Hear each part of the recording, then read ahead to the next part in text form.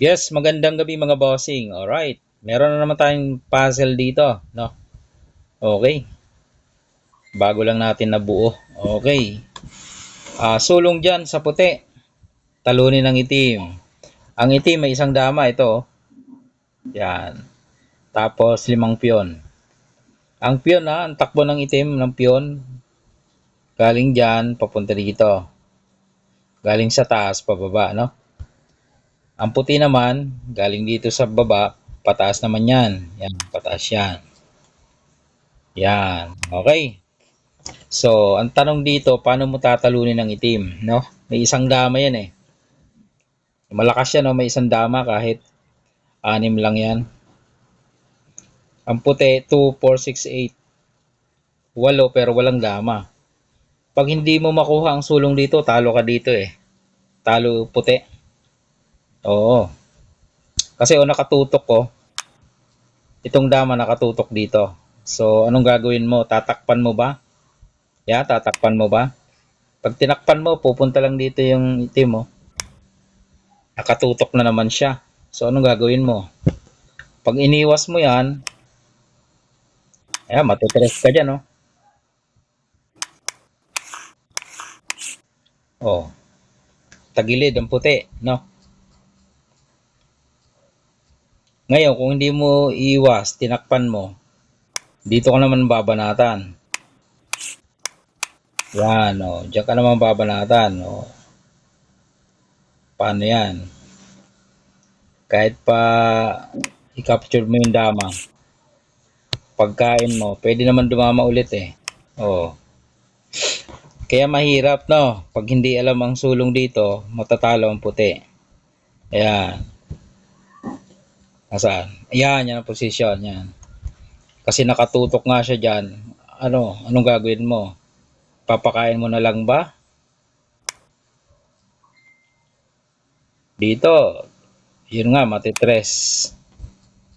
Tapos dito naman, pagka tinakpan nga, dito naman siya.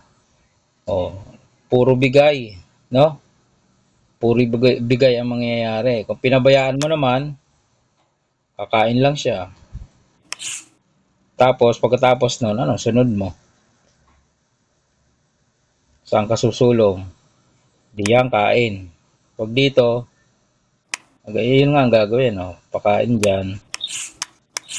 Di ba? Dito ka, doon siya. Oh, saan ka pa susulong? Dito.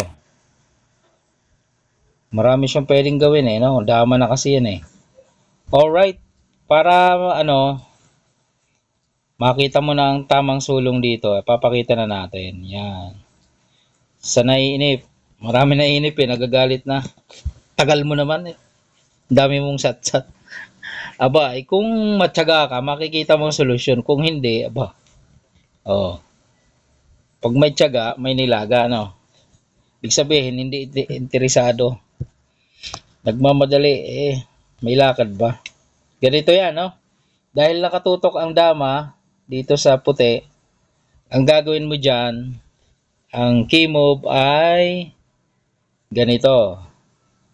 Ayun, nagulat ka, no? Bakit yun ang key move? Mamaya, malalaman mo sa ending. Ibig sabihin, kakain ng dalawa ang puti. Yan. Kakain yung sabi ko, kakain ng dalawang itim. Ulit nga, dito tayo. Kain. Okay.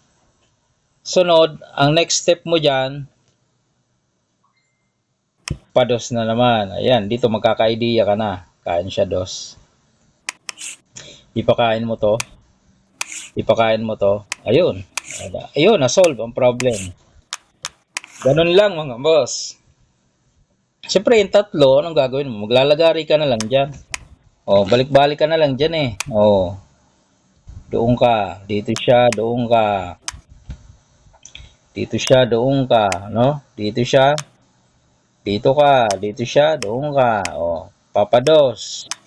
Bababa. Abangan mo dito. Pagbaba niya, ilalak mo. Ayun.